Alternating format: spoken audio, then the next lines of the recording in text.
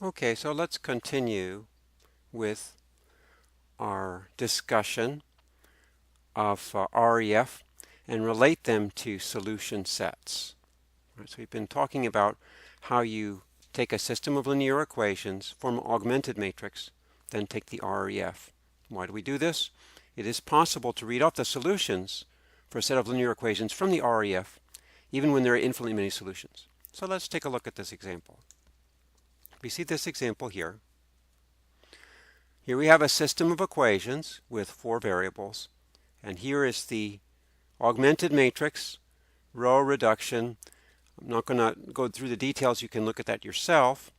Now, if we change this augmented matrix back into a system of equations, remember this column is variable x, second column y, third column z, fourth column w.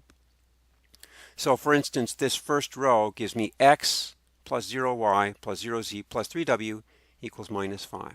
So this is the translation of this augmented matrix back into equation form. Now what do we do here? It seems we still have too many variables. We can't say x equals something because of the w. Well, apart from the w, the x, y, and z are uniquely determined. So let's take the w to the other side. This w, by the way, is called a free variable. You can't determine w any more specifically than this. In fact, I can put in any value of w and get a value of x, y, and z that gives me a solution. Okay, so if I bring these w terms to the other side, and here we added one equation for w equals w. Now, we have 4 equations that specify our 4 variables in terms of this w. And any value of w I put in here will give me a solution. For instance, I could put in w equals minus 1. If I put in w equals minus 1, here I get minus 5 plus 3, that'd be minus 2. 6 plus 2, that would be 8. 8 plus 4 would be 12, and then this would be minus 1. So that would be a particular solution. But I can conveniently write this set of 4 equations in vector form. I write each number as a component. First, second, third, fourth. First equation gives the first component, second gives the second component, and so on. So I write this stack as x, y, z, w. This stack here is minus 5, 6, 8, 0. And since all of these have a w in common, I just take out the w, and I can write this. Now you can see how this is a streamlined representation of this series of 4 equations. So he says there's one solution for each value of w. So the only difference between here and here is he changes the w to alpha. Really no big difference. He's just saying that this w is something arbitrary, any arbitrary real number. Okay? So let's go back to our notes. So standard approach is, if we want to solve a system of linear equations, write the augmented matrix, exactly what we did here. We wrote the augmented matrix. Sorry, that's kind of bogus there. Okay, we wrote the augmented matrix. That's the first step. Second step, perform elementary row operations to reach the REF. That's what we did here. I think there are several steps there that are not shown.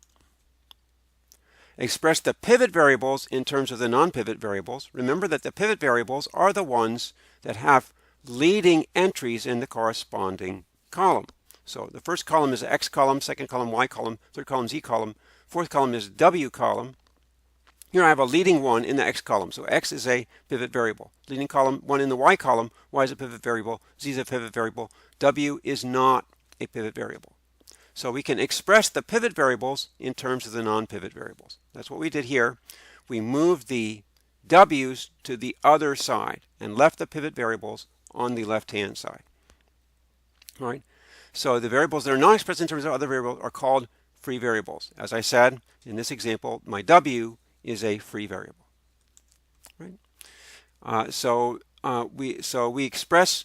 So we'll look at another example down here on page 20. Okay. Oops.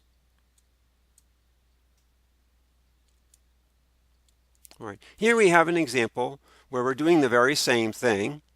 This matrix has 2 rows of zeros. So Here, I guess he started with the augmented matrix and changed it to a system of equations. Oh, wait a minute, sorry. Let me go back here. Okay. Well, so I think that what happened was he started with another matrix and reduced it to this one. This is a matrix in REF form. You can see it satisfies all the conditions. Leading ones in every row that has any non-zero entries. Each leading one is all by itself in its corresponding column, and the leading ones form the stair-step pattern of going from left to right as you go down. So this is reduced row echelon form. Right. We can write this in terms of the variables. First column x column, second column y column, third column z column, fourth column w column. So for instance, the first equation here, this is x here, 0y, 7z, 0w equals 4. That's what we got here. The other equation is found similarly. Let's do the same thing we did in the previous example, is move the non-pivot variables to the other side. We have two pivot variables, x and y, so the z and the w need to be moved to the other side. So we've moved the z to the other side and the w to the other side. Notice we've added two equations here, z equals z and w equals w. It kind of doesn't add or subtract any information there. It's just good for bookkeeping purposes, because then we can express all of the variables in our solution as a vector. So we have x, y, z, w, all of our variables in a single vector. Then we take columns. Here we take all the entries that are constant and put those here, 4, 1, 0, 0. Then all the entries that are proportional to z and put those in another vector, minus 7, minus 3, 1, 0. That's this one here. All the vectors, all the entries that are proportional to w, put those in one column. 0, minus 4, 0, 1. So that's this one here. Factored out the z and the w as we did before. Now, no matter what value of z I put in, what value of w I put in, I'm going to get a solution. So that's why we write it this way. All right. And here's a video that you can watch that will give some more insight into this process. Okay. And here it says that whether you have 3, 4, 56 variables, non-pivot columns, etc., you can still do the very same thing. This is what you call an algorithm that you could implement on the computer. And in fact, it is implemented on computers in many different types of software. All right. So, one more fact here. Let's talk about the homogeneous solution. All right. So, homogeneous means that the constants are 0. So, for instance, if I take this system of equations, let's go back to example 19. If I take this system of equations here, and instead of having 1, 6, and 8 here, suppose I had 0, 0, and 0. Okay? What would be different about the solution? All right? Now, this 1, 6, and 8 only affects the augmented matrix to the right-hand side of the vertical line. Right? If this was 0, 0, 0, I would have 0, 0, 0 here. Now, you can think about it, but if you perform row operations on a column that has all zeros, they remain all zeros. If I multiply 0, I get 0. If I add 0, I get 0. I'm still going to get all zeros. So if I put 0, 0, 0 here and I row reduce, I'll still have 0, 0, 0. That means this is 0, 0, 0. That means that this is 0, 0, 0. That means the difference between the solution with 1, 6, 8 and 0, 0, 0 is simply that with 0, 0, 0, this vector would go away, and I'd only have this part.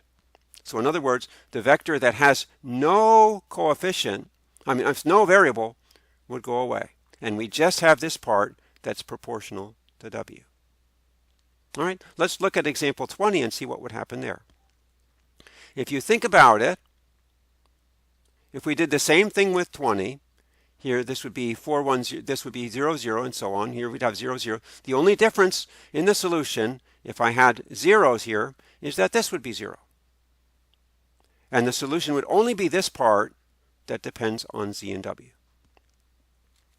So what's the point here?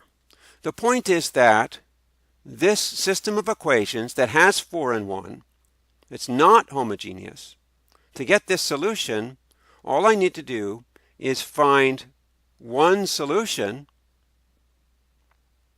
and then add the so-called homogeneous solution, the general solution to the homogeneous equation.